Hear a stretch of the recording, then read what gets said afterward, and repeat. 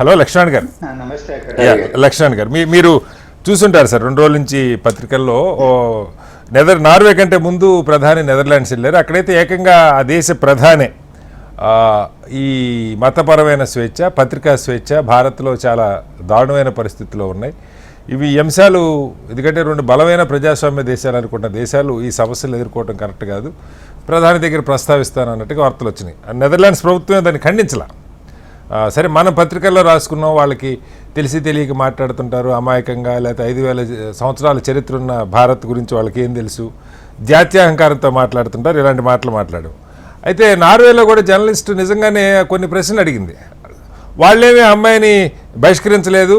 ప్రధాని ప్రెస్ మీట్లో వాళ్ళు ప్రకటన చేస్తున్నప్పుడు ఆ అమ్మాయి ప్రశ్న వేసినా కూడా మళ్ళీ తర్వాత ఆమెని minister of external affairs press మీట్కి ఆహ్వానించారు నార్వే గవర్నమెంట్. అక్కడ కూడా ఆమె మన ఫారిన్ సెక్రటరీని ఇదే అంశాలు ప్రశ్నించింది.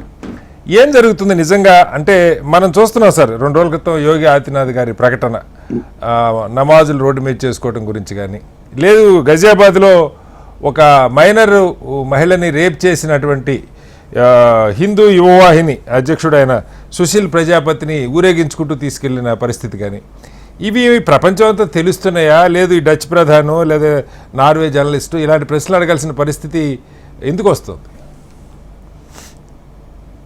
పటారి గారు, మీకు, రామకృష్ణ గారికి, తిరుపతిరావు గారికి, ప్రేక్షకులకు నమస్తే. ఇవాళ ఆధునిక సమాజంలో ఉన్నాం.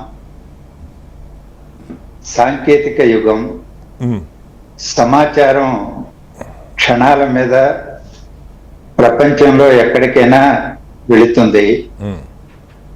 ఐరన్ కర్టన్ సొసైటీస్ అని కొన్ని ఉన్నాయని చెప్పబడుతున్నా, ఇది ఉత్తర కొరియా లేదా చైనా, క్యూబా ఇలాంటి వాటిని చెబుతున్నప్పటికీ ఆ దేశాల నుంచి కూడా సమాచారం ఇవాళ సేకరించగలిగినటువంటి పరిస్థితి ఉపగ్రహాల ద్వారా, ఇతర రూపాల.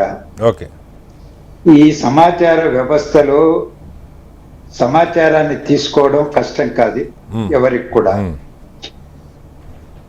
భారతదేశంలో ప్రజాస్వామ్యం, మానవ హక్కులు, పత్రికా స్వేచ్ఛ, ఇతర సమస్యలు కూడా, అది నిరుద్యోగం కావచ్చు, పేదరికం కావచ్చు, వీటి ఏవైనా సమాచారాన్ని, డేటాని అధికారికంగా ప్రభుత్వాలు ఇచ్చే సమాచారం అందుబాటులో ఉంది.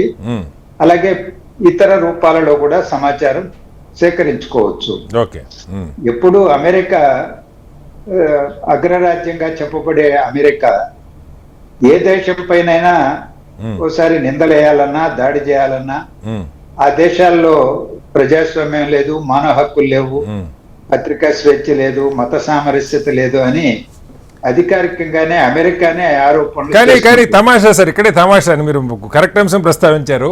అమెరికా ఏమి నిందలు చేసినా భారత విదేశాంగ శాఖ మేము వాటన్నిటినీ గమనిస్తున్నాం, లోతుగా పరిశీలిస్తున్నాం అన్న మాటే తప్ప అమెరికాని ఒక మాట అన్న, ఆఖరికి డెడ్ ఎకానమీ అన్నా, లేదు డీల్ కోసం భారత్ ప్రాధేయపడుతుందన్నా, ఎలాంటి కించపరిచే మాటలు మాట్లాడినా జాత్యాహంకారం లేదా ఇలాంటి పదాలు అమెరికా మీద వాడం.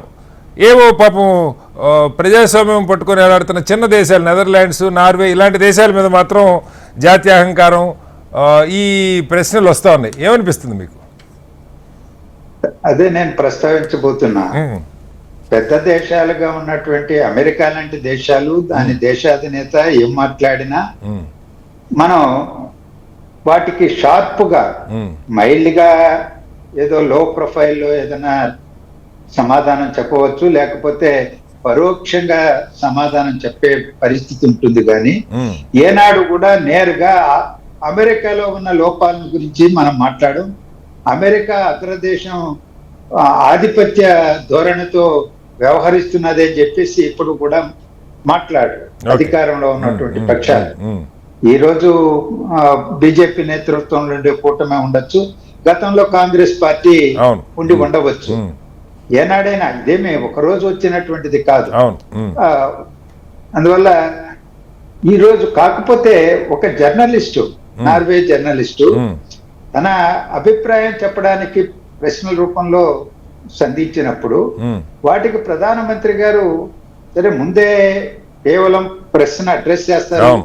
ప్రశ్నలు ఒక అవకాశం లేదని చెప్పారని చెబుతున్నారు. ఉమ్, ఉమ్, అది ఎంతవరకు వాస్తవమో తెలియదు. ఉమ్, సరే అవకాశం లేదని చెప్పినప్పటికీ వారు కూర్చో ఉండంగానే ప్రశ్నకు వేసి ఉంటే దానికి సమాధానం చెప్పుంటే, ఎందుకంటే భారతదేశం యొక్క నాణ్యత ప్రమాణాలకు సంబంధించినటువంటి అంశం, ఉమ్, మన భారత ప్రజాస్వామ్య నాణ్యతను గురించి, విశ్వసనీయతను గురించి, మానవ హక్కులు, ప్రజాస్వామ్యం, లేకపోతే పత్రికా స్వేచ్ఛను గురించి చాలా ముఖ్యమైనటువంటి అంశాలు. అవును. వాటిని మరో దేశంలో ప్రస్తావన చేసినప్పుడు వాటికి ధీటుగా సమాధానం చెప్పే మన ప్రతిష్టకి సంబంధించిన అంశాలు కదా అవి.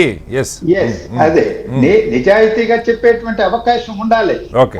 అది మన రాజకీయ నాయకత్వానికి, ప్రభుత్వ నేతృత్వానికి అవసరం. అవును. సరే అక్కడ వాళ్ళు ఆయన లేచిపోయిన తర్వాత, లేచిపోయే సందర్భంలో అడిగిందేమో నాకు తెలియదు, మన వాస్తవం మనకు తెలియదు కదా.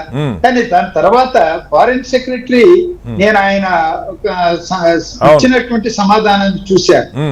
ఆయన బాడీ లాంగ్వేజే అభ్యంతరకరంగా ఉంది. మీరు ప్రశ్న వేశారు, ఇక మీరు కూర్చోండి, నేను చెప్పేది వినండి అని అన్నటువంటి ఇది ఒక రకమైనటువంటి అసౌకర్యం, ఆయన గురైనటువంటి అసౌకర్యం, అసహనం, దానికి సమాధానం చెప్పలేనటువంటి పరిస్థితి. అక్కడే ఆమె ప్రశ్నకు అవకాశం, స్ట్రెంగ్త్ ఇచ్చారు, బలాన్ని చేకూర్చారు. అది ఇంటర్నేషనల్ మీడియా.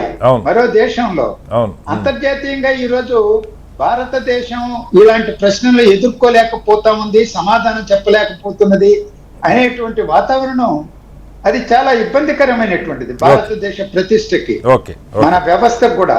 ఎందుకంటే ప్రపంచంలోనే అతిపెద్ద ప్రజాస్వామ్య వ్యవస్థ అని మనం చెప్పుకునేటువంటిప్పుడు అలాంటి దానిపైన అనుమానాలు వ్యక్తం చేసేటువంటి ప్రశ్నలు వేరే గడ్డ పైన ఎవరైనా జర్నలిస్టులు వేసినప్పుడు, సరే మన దేశంలో మనకు వాటి యొక్క నాణ్యత ప్రమాణాలు మనకు తెలుసు, ప్రజాస్వామ్యం ఎంత చక్కగా ఉందో, ఎంత పరిపూర్ణమైందో మనకు తెలుసు, ఎంత లోపభూయిష్టమైందో మనకు తెలుసు, మానవ హక్కులు ఎలా ఉన్నాయో మనకు తెలుసు, ఈరోజు లేకపోతే పత్రికా స్వేచ్ఛ ఏ విధంగా ఉందో తెలుసు, మీడియా రంగంలోకి ఏ విధంగా కార్పొరేట్ సంస్థలు ప్రవేశించి వాటినన్నిటిని సొంతం చేసుకుని వాటి గుప్పెట్లో పెట్టుకొని ప్రభుత్వ ఈరోజు ఢిల్లీలో ఎవరుంటే వాళ్ళకి అనుకూలం, రాష్ట్రాలు ఎవరుంటే వాళ్ళకి అనుకూలమైనటువంటి వాతావరణం మనం చూస్తున్నాం.